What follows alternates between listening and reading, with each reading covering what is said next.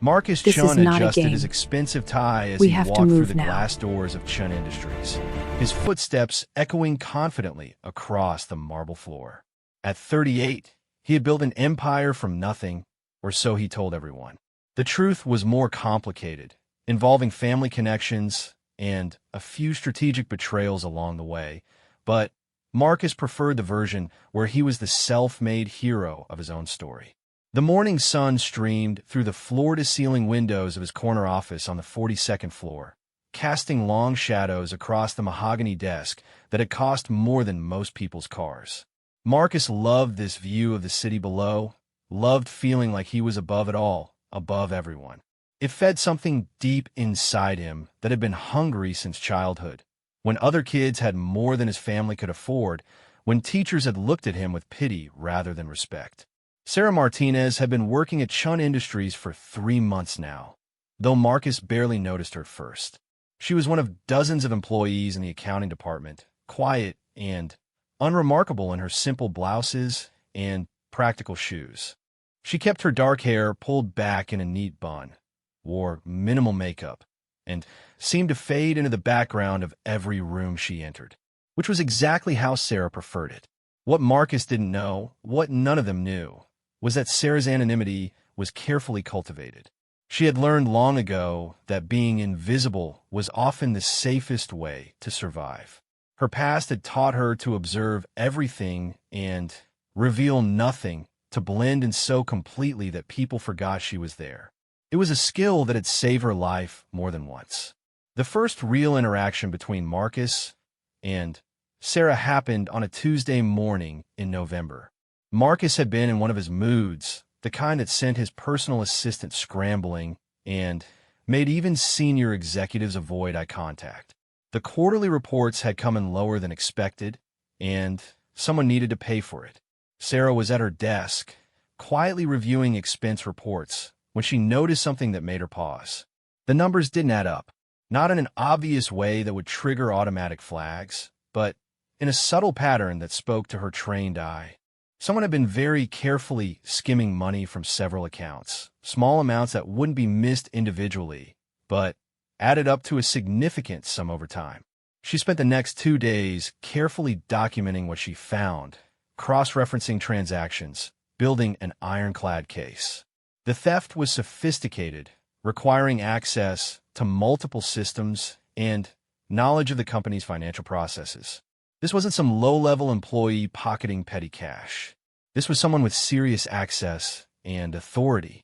When Sarah finally worked up the courage to report her findings, she asked for a meeting with Marcus directly.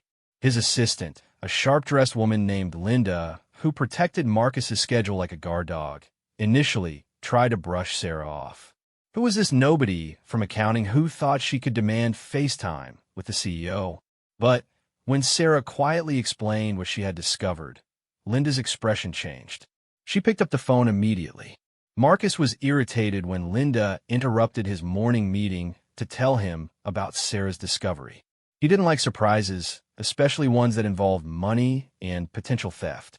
But as Linda explained what the accounting clerk had found, his irritation shifted to something else. If what this woman had discovered was true, it could save the company millions and potentially land someone very important in serious trouble. The meeting was scheduled for that afternoon. Sarah gathered her files, organized her evidence, and prepared to present her findings to the most powerful person in the building. She had no way of knowing that she was about to step into a confrontation that would change both their lives forever. As 3 o'clock approached, Sarah made her way to the executive floor.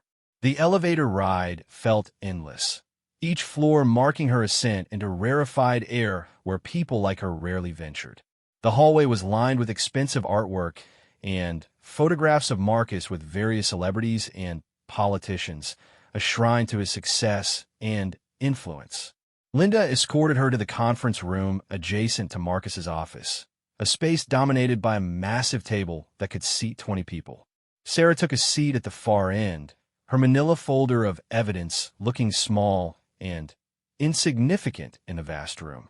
She waited, practicing her presentation in her head, unaware that Marcus was deliberately making her wait to establish dominance.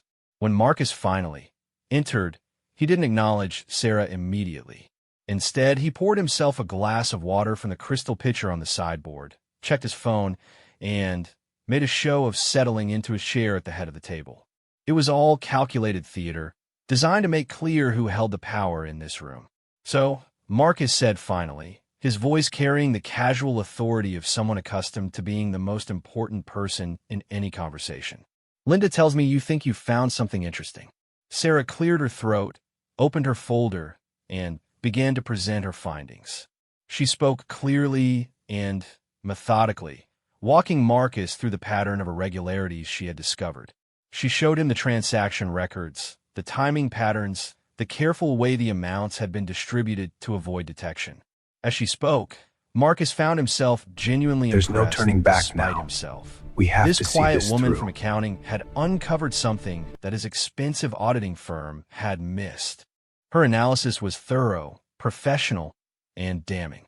Someone with access to the highest levels of the company had been stealing, and they had been very good at it. But as Sarah reached the conclusion of her presentation, as she revealed the name of the person her investigation had led to, Marcus's expression changed completely. The appreciative attention vanished, replaced by something cold and dangerous. The person Sarah had identified as the thief was not just anyone. It was James Morrison, Marcus's brother-in-law, the husband of his beloved younger sister Emily. James was also one of Marcus's most trusted executives, someone who had access to everything because Marcus had given it to him. More importantly, James was someone Marcus could not afford to lose, both personally and professionally. "You're mistaken," Marcus said flatly, his voice taking on a tone that had made grown men reconsider their career choices. Sarah blinked, confused. She had expected surprise, concern, maybe even gratitude. She had not expected denial in the face of overwhelming evidence. "I'm sorry, Mr. Chun, but the evidence is very clear," she said carefully. "The pattern points directly to Mr. Morrison's access codes and authorization levels. I've triple-checked everything." Marcus stood up slowly, his 6-foot frame casting a shadow across the table. When he spoke again, his voice was soft, which somehow made it more menacing than if he had been shouting. "Miss Martinez," he said, pronouncing her name with subtle disdain. "I think you're confused about your role here. You're an accountant, a clerk. You process numbers, you don't make accusations against your betters. And you certainly don't come into my conference room and try to destroy the reputation of a man who's worth 10 of you." Sarah felt something cold settle in her stomach. This wasn't going the way she had imagined. She had thought she was doing the right thing, protecting the company, maybe even earning some recognition for her diligence. Instead, she was being treated like a troublemaker. "Mr. Chun," she said, keeping her voice steady, "I understand this is difficult information to hear, but the evidence speaks for itself. Perhaps if you reviewed the documents—" "I don't need to review anything," Marcus interrupted, stepping closer to where she sat. "What I need is for you to understand something very clearly. James Morrison is family. He's been with this company for 5 years, and his record is spotless. You've been here for 5 minutes, and you think you can waltz in here and make accusations?" The temperature in the room seemed to drop several degrees. Sarah realized with growing unease that this wasn't about evidence or truth. This was about relationships and power structures that she had completely misunderstood. "Now," Marcus continued, his voice taking on a threatening edge, "here's what's going to happen. You're going to take your little conspiracy theory back to your cubicle, and you're going to forget all about it. You're going to delete whatever files you've created, lose whatever documents you've printed, and pretend this conversation never happened. Because if word of this nonsense gets out, if it affects James's reputation or causes problems for my family, I will personally make sure you never work in this city again." Sarah's hands were trembling slightly as she gathered her papers. This was not how she had expected this meeting to go.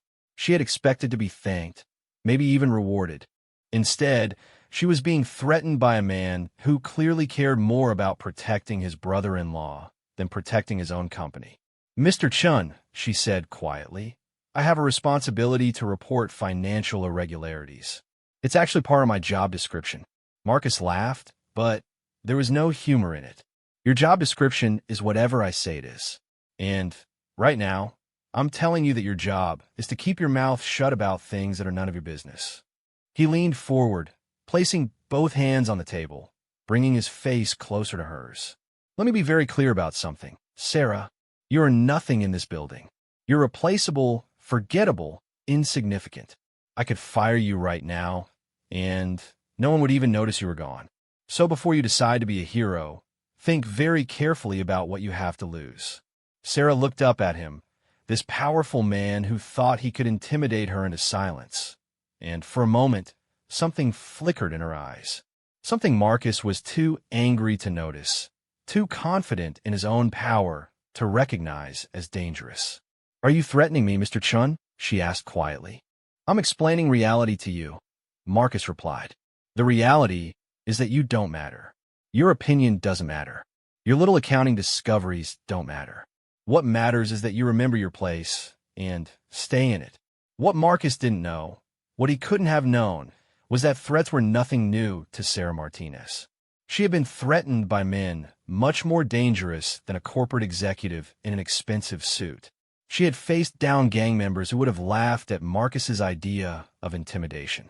She had survived situations where the stakes weren't just a job or a reputation, but life and death itself. As Marcus continued his verbal assault, confident that he was breaking down this insignificant woman who had dared to challenge him, Sarah was making calculations of her own. She was remembering lessons learned in much darker places, skills developed in much more dangerous circumstances. The man threatening her had no idea who he was talking to.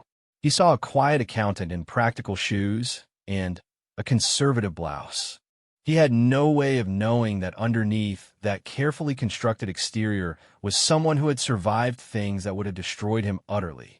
Sarah Martinez had spent years building a new life, creating a normal existence far from the violence and chaos of her past. She had worked hard to become someone unremarkable, someone safe, someone who could blend into the background of ordinary life. But as Marcus Chun continued to threaten her, as he made it clear that he cared more about protecting a thief than protecting the truth, something was awakening in Sarah. Something she had hoped she would never have to use again. The quiet accountant was remembering what it felt like to be someone very different, someone much more dangerous than Marcus could possibly imagine. And in a few seconds, when Marcus pushed just a little too hard, when he made one threat too many, Sarah was going to show him exactly who he had made the mistake of trying to intimidate. Marcus Chun thought he held all the cards in this confrontation. He was about to learn just how wrong he could be about someone he had dismissed as powerless. The truth that was coming would stop him cold and change everything he thought he knew about the woman sitting across from him. In the silence that followed his threats, something shifted in the room. Marcus was still talking, still confident in his dominance, but Sarah was no longer the frightened employee he thought he was intimidating. She was becoming someone else entirely, someone from a past Marcus knew nothing about. And when that transformation was complete, when the mask finally came off, Marcus Chun was going to discover that some people are dangerous precisely because they look like they're not. Marcus was still talking, his voice growing more aggressive with each word, when something in Sarah's posture changed. It was subtle at first, almost imperceptible, but the hunched shoulders straightened, the downcast eyes lifted, and when she looked at him again, Marcus felt an unexpected chill run down his spine. "You're finished," Marcus was saying, jabbing his finger in her direction. "I'll make sure you never get another job in this industry. Hell, I'll make sure you can't get a job cleaning offices. You'll be lucky if you can find work flipping burgers after I'm done with you." Sarah stood up slowly, and somehow that simple movement changed the entire dynamic of the room. When she spoke, her voice was different too. Not the hesitant, deferential tone of a nervous employee, but something calm and steady that made Marcus's threats sound like the tantrum of a spoiled child. "Mr. Chun," she said quietly, "I think there are some things you should know about me before you continue." Something in her tone made Marcus pause. There was a confidence there that hadn't been present moments before, a stillness that was somehow more unsettling than if she had been crying or begging for her job. "The name Sarah Martinez," she continued, "is the name I've been using for the past 8 years. Before that, I was known by a different name in a very different world." Marcus scoffed, but the sound came out weaker than he intended. "I don't care what games you're playing. Whatever sob story you think is going to save your job. My name," Sarah interrupted, and there was steel in her voice now, was Elena Vasquez. "And for 12 years, I was the chief financial officer for the Morales cartel." The words hung in the air like a physical presence. Marcus felt his mouth go dry, his confident posture faltering as the implications of what she had just said began to sink in.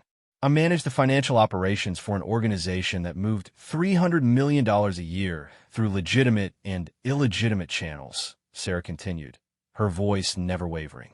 "I developed the money laundering techniques that kept federal investigators chasing their tails for over a decade.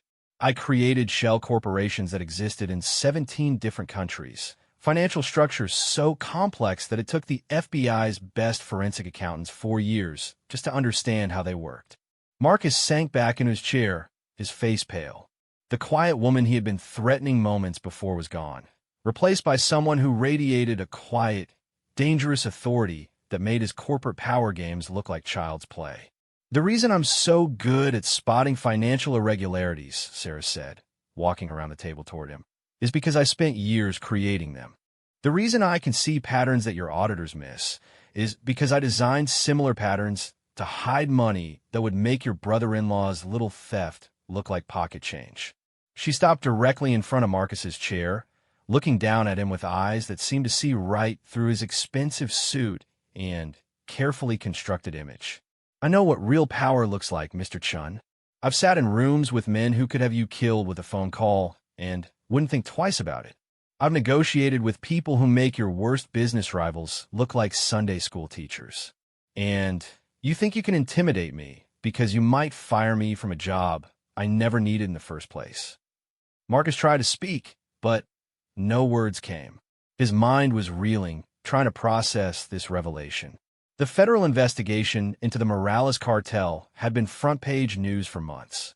When it finally came down, it had been one of the biggest organized crime takedowns in history.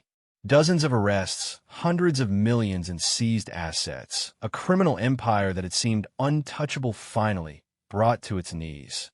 "You're lying," he managed to whisper, but even as he said it, he knew it wasn't true. Everything about Sarah's demeanor had changed.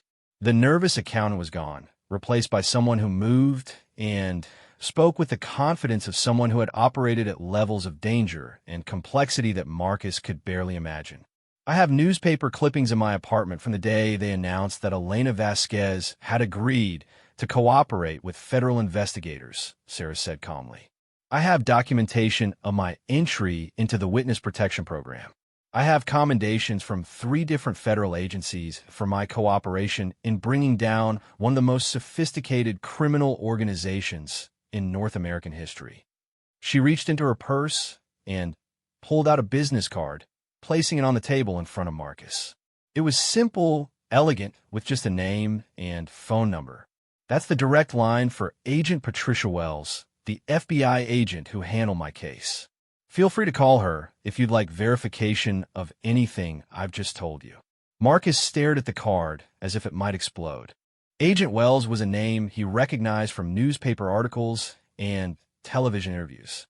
She was the federal prosecutor who had brought down the Morales cartel, a woman whose reputation for integrity and thoroughness was legendary in law enforcement circles. "The reason I'm working as an accountant at your company," Sarah continued, "is because after 8 years in witness protection, I was finally able to create a new identity stable enough to return to something resembling normal life. I chose accounting because it was close enough to my old skills to be comfortable, but far enough removed from my past to be safe." She sat back down across from him, but now she was the one in control of the conversation. "I don't need this job, Mr. Chun. I have enough money hidden in accounts that your forensic accountants couldn't find in a lifetime of looking. I took this position because I wanted to feel normal again, to be part of a regular world where the biggest crisis was a quarterly report coming in under projections. The silence stretched between them, heavy with implications. Marcus felt like he was drowning, like the ground had shifted beneath his feet and left him grasping for something solid to hold on to. "But you had to threaten me," Sarah said, and now there was something cold in her voice that made Marcus wish he could disappear. "You had to try to use fear as a weapon against someone who has faced down cartel bosses and federal prosecutors. You had to try to intimidate someone who has spent years learning how to survive in situations where intimidation meant bullets, not unemployment." She leaned forward, her eyes never leaving his face. "Do you know what happened to the last person who tried to threaten me in a silence about financial irregularities, Mr. Chun?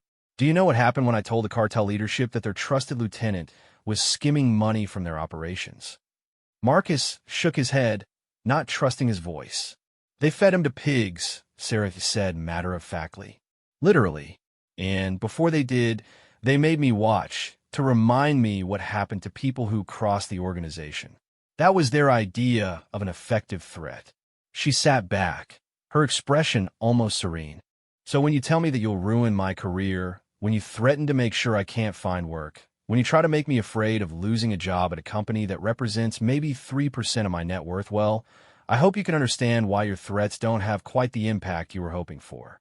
Marcus felt like he was having an out-of-body experience. 20 minutes ago, he had been the most powerful person in this room, confident in his ability to control the situation. Now he was sitting across from a woman who had just revealed that she had more money, more dangerous connections, and more real-world experience with intimidation than he could comprehend. "The evidence I brought you about your brother-in-law," Sarah continued, "is just the tip of the iceberg. In the 3 months I've been working here, I've identified at least 6 other financial irregularities that suggest systematic problems with your internal controls. Some of them involve amounts that would make James Morrison's theft look like a rounding error." She opened her folder again, but this time Marcus saw it differently. Instead of the pathetic attempts of a nobody clerk to make trouble, he saw the methodical work of someone who understood complex financial systems better than anyone in his building. "I was planning to present all of this to you gradually," Sarah said, "to give you time to address the problems without causing panic or embarrassment. I was trying to be a good employee, to help the company I worked for succeed." Her expression hardened. "But then you threatened me. You made it clear that you care more about protecting a thief than protecting your own business. You showed me that you're exactly the kind of corrupt, small-minded executive that I spent years helping federal investigators put behind bars." Marcus finally found his voice. What do you want?" Sarah smiled, but it wasn't a pleasant expression. "What I want, Mr. Chun, is for you to sit there quietly while I explain exactly how this conversation is going to end." She stood up and walked to the window, looking out at the city below. "First, you're going to personally ensure that James Morrison is terminated immediately and that criminal charges are filed against him. Not because I'm threatening you, but because it's the right thing to do, and because if you don't, I'll take my evidence to the authorities myself." She turned back to face him. "Second, you're going to implement every recommendation I make regarding your internal financial controls. You're going to treat me as the expert I am, not as the insignificant clerk you assumed I was." Marcus nodded frantically, but Sarah wasn't finished. "Third, you're going to remember this conversation every time you're tempted to threaten or intimidate someone you think is powerless. You're going to remember that you never know who you're really talking to, what they've survived, or what they're capable of." She walked back to the table and gathered her papers. "I'm going to give you 48 hours to process this conversation and decide how you want to handle the situation. If you choose to act professionally and address the problems I've identified, then we'll never speak of this again, and I'll be the quiet accountant you originally thought I was." She paused at the door, her hand on the handle. "But if you choose to retaliate against me, if you try to fire me or damage my reputation, then you'll discover what it's like when someone with my background decides to take a closer look at your business operations. And I promise you, Mr. Chun, there are things I could find that would make your brother-in-law's embezzlement look like a charitable donation. The door closed behind her with a soft click, leaving Marcus alone in the conference room with his shattered assumptions and the business card of an FBI agent who could confirm his worst nightmares. For several minutes, Marcus just sat there, staring at the space where Sarah had been sitting. The quiet accountant he had tried to intimidate was gone, replaced by someone who had just demonstrated a level of knowledge and experience that made his own accomplishments look trivial. He thought about the threats he had made, the way he had tried to use his position and influence as weapons against someone he had assumed was defenseless. The memory made him physically sick now that he understood who he had been talking to. Marcus Chun had built his career on reading people, on understanding who had power and who didn't, on knowing exactly how much pressure to apply to get what he wanted. But he had completely misread Sarah Martinez, had mistaken careful anonymity for weakness, had confused a deliberately low profile with insignificance. Now he was left with a choice that would define not just his immediate future, but his understanding of himself and his place in the world. He could do what Sarah had asked, could address the problem she had identified, and treat her as the expert she clearly was. Or he could try to fight back, could attempt to use his remaining influence to challenge someone who had just revealed that she operated on a completely different level than anything he understood. As Marcus sat alone in that conference room, surrounded by the trappings of his success, he began to realize that the real revelation wasn't about Sarah's past or her hidden expertise. The real revelation was about himself, about the kind of man who would threaten someone for telling the truth, about the corruption and moral blindness that had made him more concerned with protecting a thief than protecting his own company. The woman who had just left his office had given him a chance to be better than that, to rise to a level of integrity that matched her expertise. Whether he would take that chance, whether he could overcome his own arrogance and fear long enough to make the right choice, remained to be seen. But one thing was certain. Marcus Chun would never again assume that quiet people were powerless people, or that someone's current circumstances told the whole story of who they really were. The business card felt like it weighed 1,000 pounds in Marcus's hand. He stared at the simple black text on cream-colored paper. Agent Patricia Wells, Federal Bureau of Investigation. Below that, a phone number that could either verify the most incredible story he'd ever heard or confirm that Sarah Martinez was an elaborate con artist with nerves of steel. Marcus's first instinct was to call immediately to expose what had to be an elaborate bluff. No one just walked away from organized crime and got a quiet accounting job. People like that didn't exist outside of movies and television shows. But something about Sarah's calm confidence, the way she had transformed from a nervous employee to someone who radiated quiet authority, made him hesitate. Instead, he walked to his computer and began researching.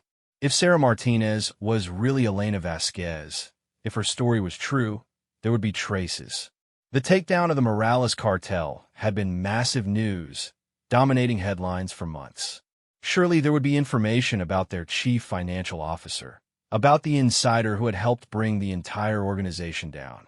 What Marcus found in his search made his blood run cold. The Morales cartel hadn't just been any criminal organization.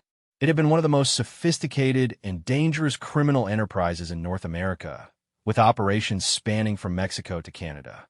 Their money laundering operations have been legendary in law enforcement circles, so complex and multi-layered that federal investigators had spent years just trying to understand how they worked. And at the center of it all had been someone identified only as Elena V. In court documents, the cartel's financial architect who had eventually become their downfall. The woman who had helped create an empire and then destroyed it from the inside. Marcus found news articles describing the FBI's star witness, a woman whose testimony had been so detailed and comprehensive that it had allowed prosecutors to trace and seize hundreds of millions of dollars in cartel assets. The articles were careful not to reveal her full name or current whereabouts, but they painted a picture of someone with an almost supernatural understanding of complex financial systems. One article in the Wall Street Journal had described her as perhaps the most sophisticated money laundering operative ever to cooperate with federal authorities. Another in Forbes had called her financial structures works of art that happened to be criminal. The federal prosecutor quoted in that article had been Agent Patricia Wells. As Marcus read article after article, he began to understand the magnitude of what Sarah had revealed to him. This wasn't just someone with accounting experience. This was someone who had operated at the very highest levels of international financial crime, who had created and managed systems that most legitimate corporations couldn't even understand. But the more he read, the more questions arose. If Sarah really was Elena Vasquez, if she really had access to the kind of money and connection she claimed, why was she working as an entry-level accountant at his company? Why risk exposure for a job that paid less than what her former associates probably spent on lunch? Marcus picked up his phone 3 times to call Agent Wells before finally working up the courage to dial. The phone rang twice before a crisp, professional voice answered. Agent Wells. Agent Wells, this is Marcus Chun. I'm the CEO of Chun Industries here in the city. I'm calling about someone who claims to be a former associate of yours. There was a pause on the other end of the line. I'm going to need you to be more specific, Mr. Chun. Elena Vasquez, Marcus said, and immediately heard the change in Agent Wells's breathing. Where are you calling from, Mr. Chun? My office. I'm alone. Stay on the line. Marcus heard typing in the background. Then Agent Wells's voice again, more cautious now. Mr. Chun, I'm going to need to verify your identity before we can discuss this further. Can you give me your social security number and date of birth? After Marcus provided the information and Agent Wells confirmed his identity through what sounded like multiple database searches, her tone shifted again. Mr. Chun, Elena Vasquez is in the Witness Protection Program. The fact that you're calling me about her suggests either that her cover has been compromised or that someone is impersonating her. Either situation is extremely serious. She told me to call you, Marcus said weakly. She said you could verify her story. Another long pause. What story did she tell you exactly? Marcus found himself recounting the entire confrontation, from Sarah's discovery of the financial irregularities to her revelation about her past. As he spoke, he could hear Agent Wells taking notes, occasionally asking for clarification about specific details. Mr. Chun, Agent Wells said when he finished, I need to ask you directly, are you threatening Elena in any way? Because if you're trying to leverage her past against her, that's a federal crime that I take very personally. No, Marcus said quickly. If anything, she was threatening me. Not physically, he added hastily, but she made it very clear that I had made a serious mistake in trying to intimidate her. Agent Wells was quiet for a long moment. Mr. Chun, I'm going to tell you something that very few people know. Elena Vasquez didn't just cooperate with our investigation. She initiated it. She came to us. Marcus felt the room spinning around him. What do you mean? I mean that after 12 years of building financial structures for one of the most dangerous criminal organizations in North America, Elena Vasquez walked into our field office and offered to help us destroy everything she had built. Not because we caught her, not because she was facing prosecution, but because she had decided that what she was doing was wrong. Agent Wells's voice took on a tone that Marcus had never heard from a federal law enforcement officer. Respect bordering on awe. Do you understand what that takes, Mr. Chun? To walk away from that kind of money, that kind of power, to risk your life to do the right thing? Most people would never find that kind of courage. But why? Marcus asked. Why would she give up everything? Because she watched them kill a 16-year-old kid whose only crime was being in the wrong place at the wrong time. Because she realized that every dollar she helped them hide was blood money. Because despite everything she had become, there was still part of her that remembered right from wrong. Marcus was silent, processing this new information. The woman he had tried to bully was not just a former criminal who had turned informant. She was someone who had sacrificed everything to do what was right, who had risked her life to help law enforcement bring down the organization that had made her rich and powerful. Agent Wells, Marcus said carefully, what can you tell me about her current situation?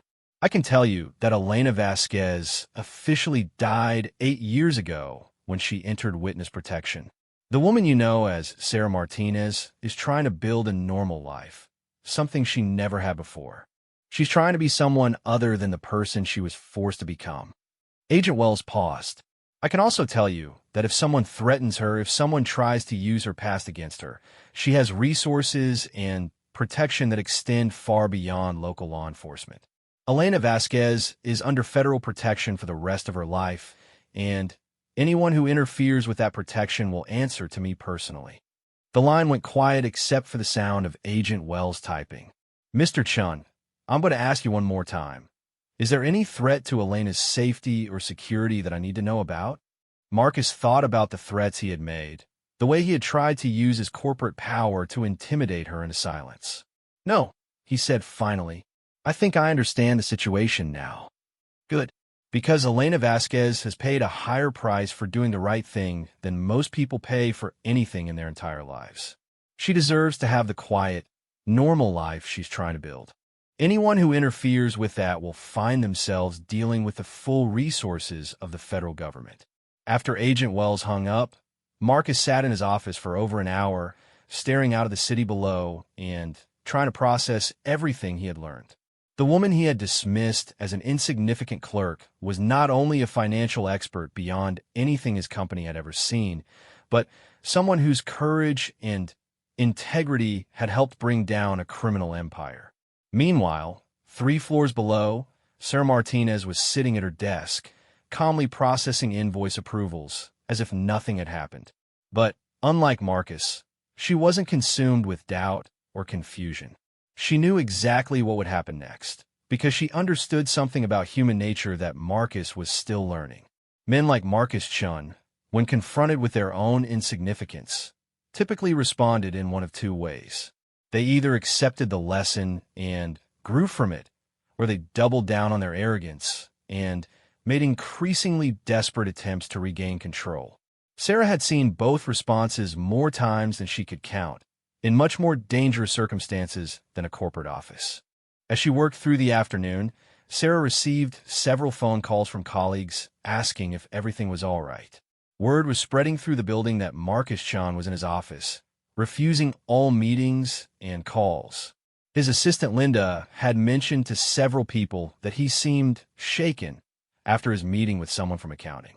Sarah wasn't surprised. She had given Marcus a lot to process, and she understood that learning you've completely misjudged someone's character and capabilities was rarely a comfortable experience. What remained to be seen was whether Marcus would use this knowledge to become a better leader and a better person, or whether his ego would demand that he find some way to reassert his dominance. By 5 o'clock, when most of the accounting department was preparing to leave for the day, Sarah had her answer. Linda called her desk with a message that Mr. Chun wanted to see her first thing in the morning. Not a request, but a summons delivered in the same tone that had intimidated dozens of employees over the years. Sarah hung up the phone and smiled. Some people, it seemed, never learned. That evening, Marcus called an emergency meeting with his senior executives. He told them he had received credible information about financial irregularities that required immediate investigation. He didn't mention Sarah by name or reveal how he had obtained this information, but he made it clear that a comprehensive audit of all financial systems would begin immediately. James Morrison was conspicuously absent from this meeting. Marcus had called his brother-in-law earlier that afternoon and informed him that he was suspended pending investigation.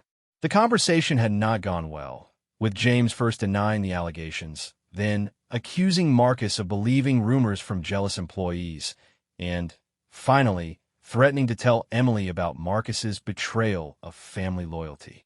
None of it mattered. Marcus had made his decision, and while part of him resented being forced into doing the right thing by someone he had initially dismissed, he was beginning to understand that his resentment was really aimed at himself for having been so wrong about so many things. As the executives filed out of the conference room, discussing the logistics of the upcoming audit, Marcus remained behind, staring at the chair where Sarah had sat that afternoon.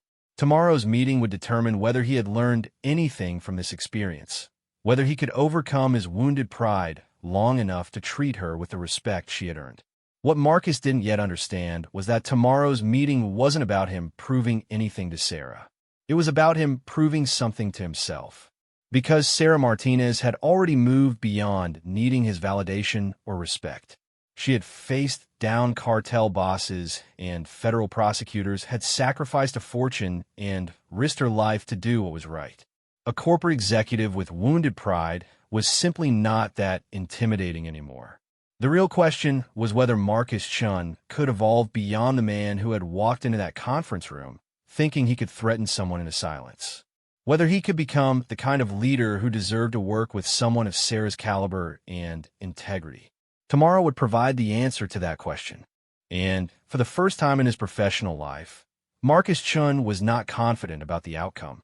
Marcus spent the night staring at the ceiling of his penthouse apartment, his mind racing through every detail of the conversation with Agent Wells. Sleep was impossible. Every time he closed his eyes, he saw Sarah's face as she transformed from a nervous employee into someone who radiated quiet, dangerous authority.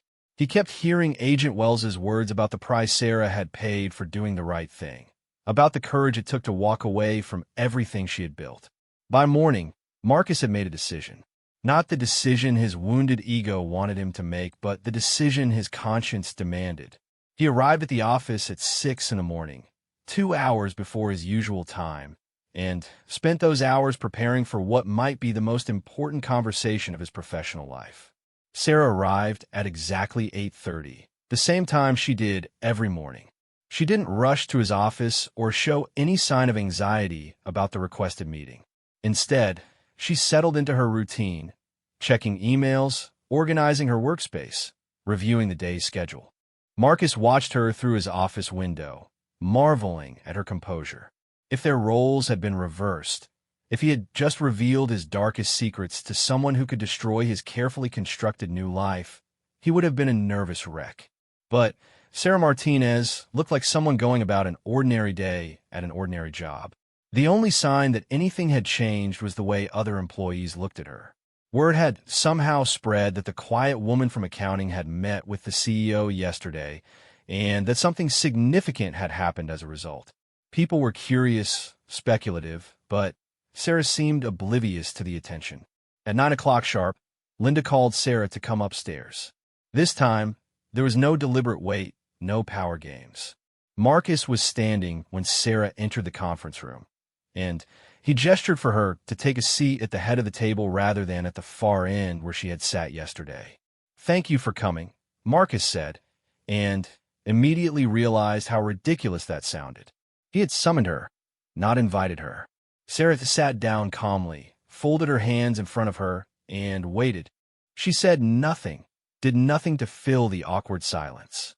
Marcus realized that she was giving him the opportunity to determine the tone and direction of this conversation, to show her what kind of man he really was. "I called Agent Wells yesterday," Marcus said finally. "I assumed you would," Sarah replied. "She confirmed everything you told me. More than that, she helped me understand what you sacrificed to do the right thing." Marcus paused, struggling with words that felt inadequate. "I also spent the evening researching the Morales case. I read about the complexity of the financial systems you created, about the scope of the investigation, about the impact your cooperation had on the entire operation." Sarah nodded, but said nothing. "What I'm trying to say," Marcus continued, "is that yesterday I made the mistake of judging you based on appearances, based on assumptions about who I thought you were. I threatened you because I thought you were powerless, insignificant, someone I could intimidate into silence." He walked to the window, unable to meet her eyes. "I was wrong about everything. About you, about the situation, about what kind of man I want to be." When Marcus turned back to face her, Sarah was watching him with an expression he couldn't read. Not hostile, but not friendly either. Evaluative, as if she were still deciding what kind of person he really was. "I terminated James Morrison this morning," Marcus said. "I've also contacted the district attorney's office to discuss criminal charges. The evidence you provided is being turned over to law enforcement." "That must have been difficult," Sarah said quietly. "He's family. Family doesn't get to steal from this company," Marcus replied. "Family doesn't get special treatment when it comes to doing what's right." For the first time since she had sat down, Sarah's expression softened slightly. "What about Emily? Your sister?" Marcus winced. The conversation with his sister had been brutal. Emily had accused him of believing lies, of choosing strangers over family, of destroying her marriage for corporate politics. She had hung up on him and wasn't returning his calls. Emily will understand eventually, Marcus said, though he wasn't sure he believed it. Or she won't. But that doesn't change what James did or what I have to do about it. Sarah studied his face for a long moment. You could have chosen differently. You could have buried my report, discredited me, made the problem disappear. Why didn't you? Marcus thought about the question seriously before answering. Because yesterday, you showed me what integrity looks like. Real integrity, not the convenient kind that only works when it's easy.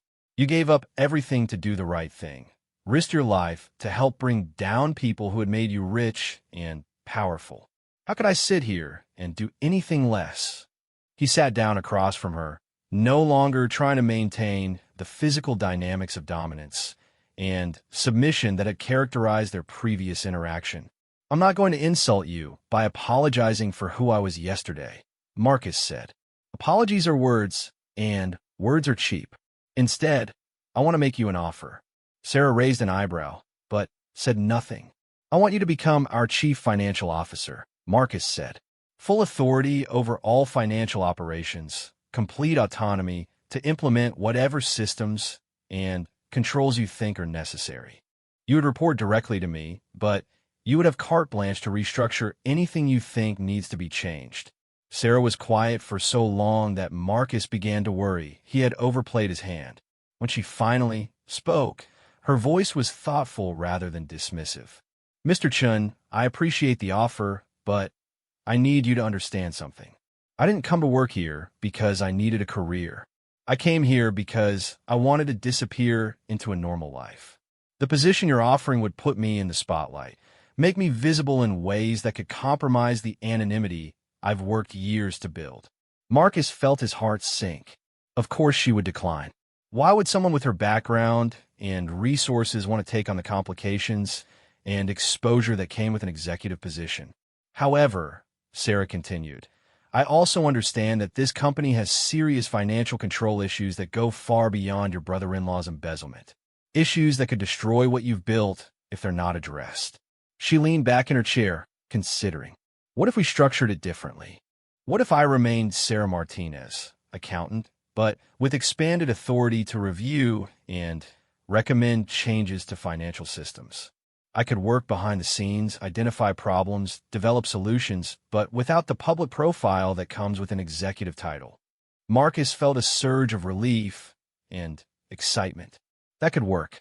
You would have access to everything, authority to implement changes, but without the visibility you want to avoid. There would need to be conditions, Sarah said. First, I work alone unless I specifically request assistance. I don't want other people asking questions about my methods or background. Second, my recommendations are implemented without debate or modification. If you don't trust my judgment completely, this won't work. Done, Marcus said immediately. Third, Sarah continued, if I discover evidence of criminal activity, it gets reported to authorities. No exceptions, no considerations of family relationships or corporate embarrassment. This company operates legally and ethically, or I find somewhere else to disappear. Marcus nodded. Agreed. Anything else? Sarah smiled for the first time since entering the room. Yes. I want a new computer. The one I've been using is painfully slow, and if I want to be analyzing complex financial data, I need equipment that can keep up. Despite everything, Marcus laughed. After the intensity of the past 24 hours, the mundane practicality of her request was somehow reassuring. Done, he said. Top of the line, whatever you need. Sarah stood up and extended her hand. Then, we have an agreement, Mr. Chun. As Marcus shook her hand, he realized that this was more than a business arrangement. This was his chance to build something better than what he had before, to create a company that operated with the kind of integrity that Sarah embodied. Over the following weeks, Sarah began her comprehensive review of Chun Industries' financial systems. What she found was worse than Marcus had imagined.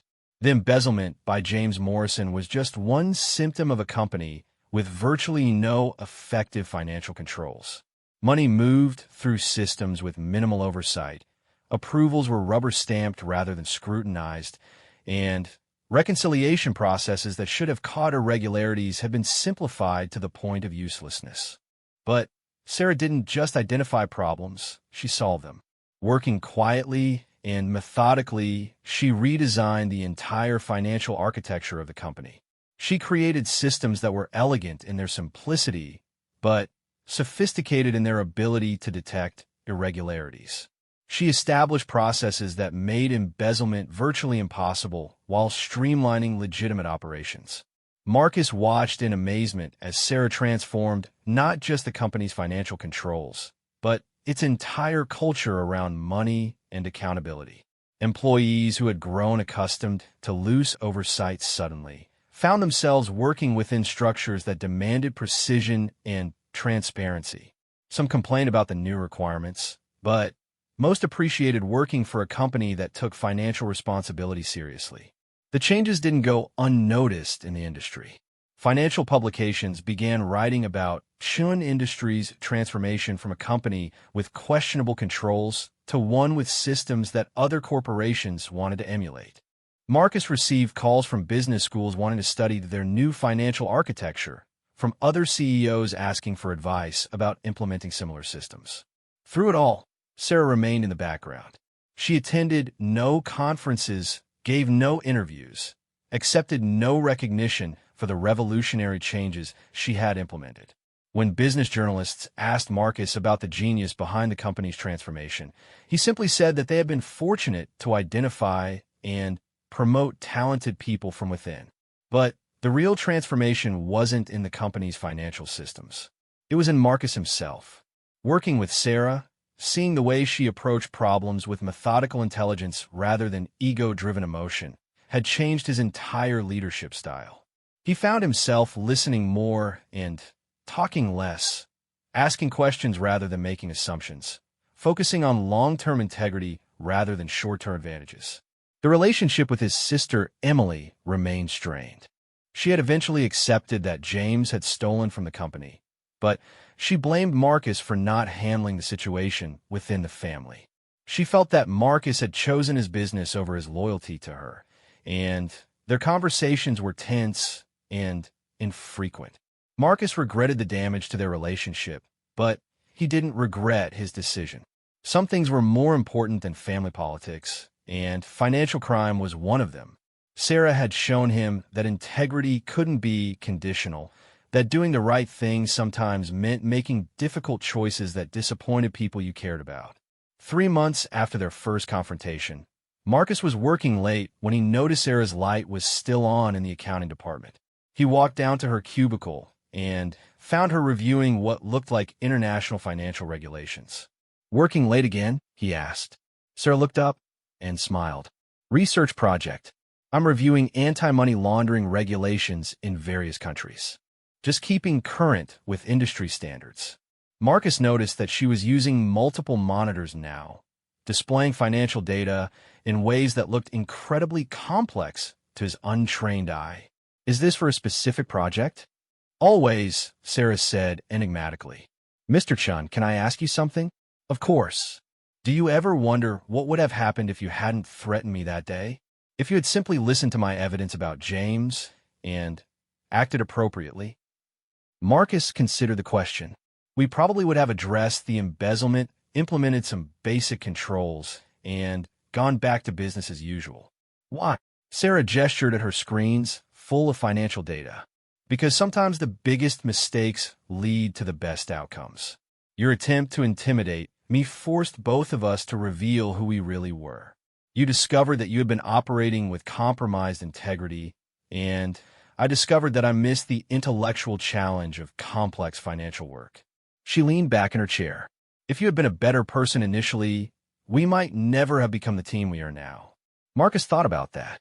The man who had walked into that conference room 3 months ago, confident in his power and contemptuous of a quiet accountant, was someone he barely recognized now. That man would never have been capable of building the kind of company Chin Industries was becoming. "I'm glad I made that mistake," Marcus said finally. "Even though it revealed some ugly truths about who I was, it also showed me who I could become." Sarah nodded. Redemption rarely comes without consequences, Mr. Chun. The question is whether we're willing to pay the price for becoming better than we were. As Marcus walked back to his office, he reflected on the journey that had brought them to this point. 6 months ago, he would have said that his company was successful and his leadership was effective. He would have been wrong on both counts, but his arrogance would have prevented him from seeing it. Now he understood that success wasn't just about profit margins and market share. It was about building something with integrity, about creating value in ways that didn't compromise your principles. And effective leadership wasn't about intimidating people into compliance. It was about inspiring them to excellence by example. The quiet accountant who had transformed his company and his own character was still something of a mystery to him. He knew her past, understood her capabilities, but he suspected that Sarah Martinez contained depths he would never fully comprehend. And that was fine with him. Some people were worth respecting precisely because they remained unknowable, powerful in their restraint and wisdom. Marcus Chun had learned that real strength often wore the disguise of humility, that the most dangerous people were often the quietest ones, and that assumptions about others revealed more about yourself than about them. These were lessons that would serve him well for the rest of his life, lessons he had learned from someone who had paid a much higher price for her own education in truth and consequences. 1 year after their first confrontation, Marcus Chun stood before the board of directors of Chun Industries, presenting quarterly results that exceeded every projection. The company had not only recovered from the financial irregularities that Sarah had uncovered, but had transformed into one of the most financially sound and ethically managed corporations in their sector. But the real transformation wasn't visible in the numbers on Marcus's presentation slides. It was in the way he carried himself, the way he spoke about challenges and opportunities, the way he credited his team rather than taking personal credit for the company's success. The arrogant executive who had tried to intimidate a quiet accountant was gone, replaced by someone who understood that true leadership meant serving something larger than his own ego. Sarah Martinez remained in her accounting department, still quiet, still unassuming, still maintaining the carefully constructed anonymity that protected her new life. But her influence on the company was undeniable. The financial system she had designed had become a model that other corporations try to copy.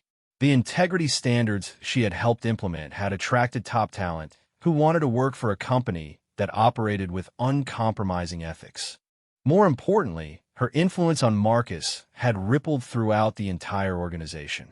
Managers who had once ruled through intimidation found themselves expected to lead through inspiration. Employees who had grown accustomed to cutting corners discovered that excellence was now the minimum standard. The culture of the company had shifted from one of expedience and ego to one of integrity and accountability. The changes hadn't been without cost. Several senior executives had resigned rather than adapt to the new standards. Some longtime clients had taken their business elsewhere when they discovered that Chun Industries would no longer engage in the ethically questionable practices that had been common in their industry. Marcus's relationship with his sister Emily remained strained, though time had begun to heal some of the wounds. But for every person who had left because they couldn't accept the new standards, 3 more had joined because they wanted to work for a company that operated with integrity. Client relationships were deeper and more stable, built on trust rather than mutual exploitation. Employee satisfaction was at an all-time high, not because the work was easier, but because people felt proud of what they were accomplishing. On this particular morning, Marcus was reviewing an article in the Financial Times that featured Chun Industries as an example of corporate transformation done right. The article praised the company's evolution from a typical profit-focused corporation to one that balanced financial success with ethical responsibility. What struck Marcus was that the article never mentioned Sarah by name, never identified the architect of the transformation that had made the story possible. That was exactly how Sarah wanted it. She had built a new life based on anonymity and normalcy, and she had no desire to jeopardize that for recognition or acclaim. The satisfaction she derived from her work came not from public acknowledgement, but from a knowledge that she was using her skills to build something good rather than destroy it. Marcus was interrupted by a knock on his office door. Linda announced that Agent Wells from the FBI was here to see him. Marcus felt a familiar flutter of anxiety. Any contact with federal law enforcement made him think of Sarah's past, of the dangerous world she had left behind. Agent Wells entered with another agent Marcus didn't recognize, a serious-looking woman in her 40s with the bearing of someone accustomed to dealing with complex, sensitive cases. "Mr. Chun," Agent Wells said, "thank you for seeing us. This is Agent Rodriguez from our Financial Crimes Division. We wanted to speak with you about some information that's come to our attention." Marcus gestured for them to sit, his mind racing through possibilities. Had someone discovered Sarah's identity? Was there a threat to her safety? Had her past somehow caught up with her despite years of careful protection? "Mr. Chun," Agent Rodriguez said, "we've been investigating a series of financial crimes involving several corporations in this region. Complex money laundering operations, sophisticated fraud schemes, the kind of thing that requires expertise in international finance and systems architecture." Marcus nodded, unsure where this was leading. "What's interesting," Agent Rodriguez continued, "is that all of the companies involved have something in common. They all hired the same consulting firm to redesign their financial systems in the past 2 years. A firm called Meridian Financial Solutions."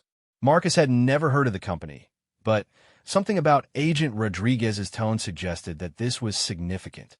"The owner of Meridian Financial Solutions," Agent Wells said, "is a man named David Castellanos. Mr. Castellanos has been using his access to these companies' financial systems to facilitate money laundering operations for several criminal organizations." Agent Rodriguez leaned forward. "What makes this case particularly interesting is that Mr. Castellanos' methods are almost identical to techniques that were developed by the Morales cartel before their operations were dismantled. Techniques that were created by someone we've been very interested in protecting." Marcus felt his heart racing. "Are you saying that someone is copying Sarah's old methods?" "More than copying," Agent Wells said. "We believe that Mr. Castellanos somehow obtained detailed information about Elena's financial architecture, either through stolen federal documents or through contact with former Morales associates. He's been selling her techniques to criminal organizations, essentially franchising her innovations in money laundering." The implications hit Marcus like a physical blow. Someone was not only using Sarah's past work to commit new crimes, but doing so in a way that could potentially expose her identity and location. "The reason we're here," Agent Rodriguez said, "is that Chun Industries has been approached by Meridian Financial Solutions. According to our intelligence, Mr. Castellanos plans to offer his services to your company within the next few weeks." Marcus shook his head. "That's impossible. Our financial systems were just completely redesigned. We don't need outside consulting." Agent Wells and Agent Rodriguez exchanged a look. "Mr. Chun," Agent Wells said carefully, "we know that Elena has been working for your company. We know that she's responsible for the transformation of your financial systems. What concerns us is that Mr. Castellanos might know that too." The room fell silent as Marcus processed this information. If criminals were aware that Sarah was at Chun Industries, if they knew that she was responsible for the company's new financial architecture, then her carefully constructed anonymity was already compromised.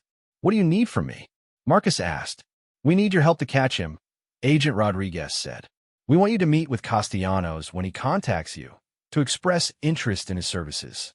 We'll wire the meeting, gather evidence of his criminal operations, and use that to build a case against him and his clients." Agent Wells leaned forward. "More importantly, we need to determine exactly how much he knows about Elena's current situation. If her identity has been compromised, if there's a threat to her safety, we need to know immediately." Marcus thought about Sarah, sitting in her accounting cubicle 3 floors below, probably unaware that the past she had worked so hard to escape was reaching out to reclaim her. "Does she know about this?" Marcus asked. "Not yet," Agent Wells said. "We wanted to speak with you first to understand the situation here before we approach her. Elena has built a good life for herself, and we don't want to destroy that unnecessarily." But if there's a real threat, if her cover has been blown, then we need to take action. What kind of action? Marcus asked. Though he was afraid, he already knew the answer.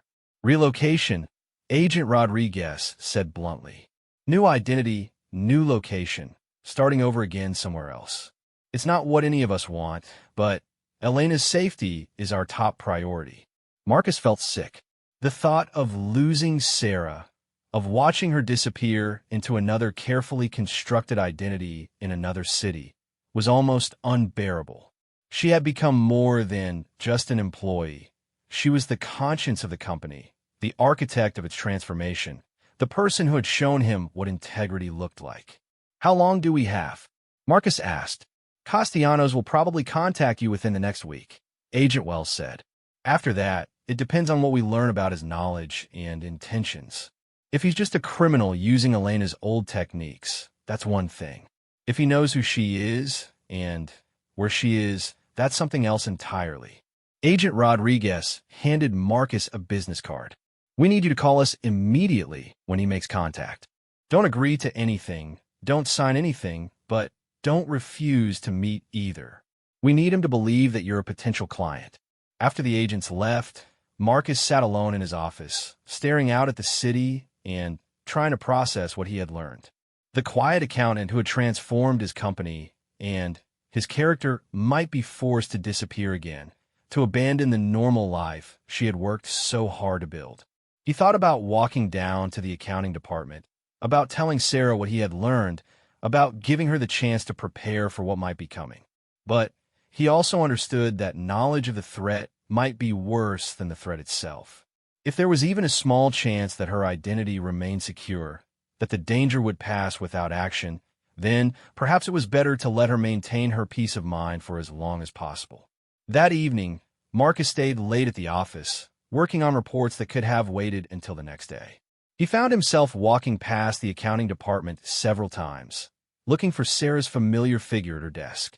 But she had left at her usual time, gone home to her carefully ordinary apartment in her carefully ordinary neighborhood, unaware that the extraordinary past she had left behind might be about to reclaim her.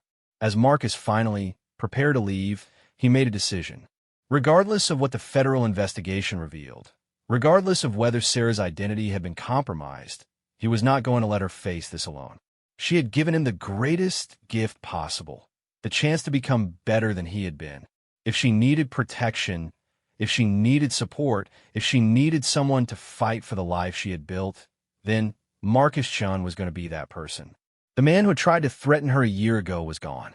In his place was someone who understood that some things were worth more than business success or personal comfort.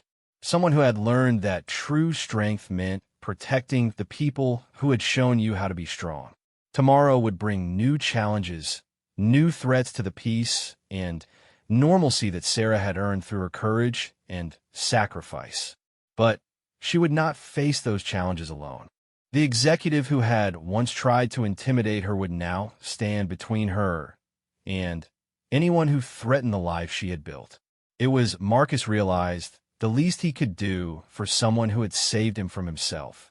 And if Sarah Martinez had to become someone else again, had to disappear into another identity in another city, then Marcus would make sure she left knowing that her time at Chun Industries had mattered, that her influence had created something lasting and good. The transformation was complete, but the story was far from over. Some endings, Marcus was learning, were really just new beginnings in disguise. And some people were worth protecting precisely because they had protected so much else along the way. As Marcus turned off the lights in his office and headed for the elevator, he carried with him the weight of knowledge and the responsibility it brought. Tomorrow he would have to decide how much to tell Sarah, how much truth she could handle, while still maintaining the illusion of safety that had allowed her to build a normal life. But tonight, he would honor her trust by carrying the burden alone, just as she had carried the burden of her dangerous knowledge for so many years. It was, he thought, what partners did for each other. And despite the differences in their backgrounds and experiences, despite the secrets that still lay between them, Sarah Martinez, and Marcus Chun had become exactly that, partners in building something better than either of them could have created alone. The quiet accountant had taught the arrogant executive that real power came from lifting others up rather than tearing them down. Now, it was his turn to demonstrate that he had learned the lesson completely, that he was willing to risk everything to protect someone who had risked everything to protect the truth. The story that had begun with a threat and a revelation was entering its next chapter, one that would test everything both of them had learned about courage, loyalty, and the price of doing what was right. But they would face it together, the former cartel accountant and the reformed corporate executive, united by their shared commitment to building something worth defending.